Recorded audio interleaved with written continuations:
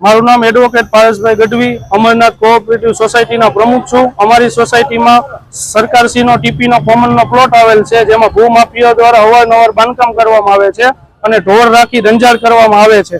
2 વાર ડિમોલેશન થઈ ગયેલ છે, 2018માં તથા 22માં। તો કાયદાનો ભય નથી, છતાં ત્રીજી વાર 2025માં આવીને બાંધકામ કરે છે, ઢોર લાવે છે, ઢોરને ત્યાં રાખે છે સોસાયટીમાં।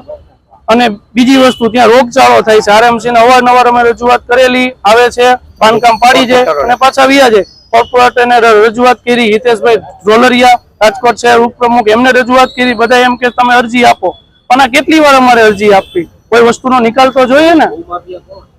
ભૂમાફિયાનું નામ છે નારાયણભાઈ ભરવાડ, એમના દીકરા મનીષભાઈ ભરવાડ તથા એમના ભત્રીજા સંદીપભાઈ ભરવાડ। સંદીપભાઈ ભરવાડનો હોલ છે લગ્નનો મોમાઈ હોલ, એ સોસાયટીમાં રહેતા નથી, છતાં નહીં આવીને એમ કે મારી જગ્યા છે।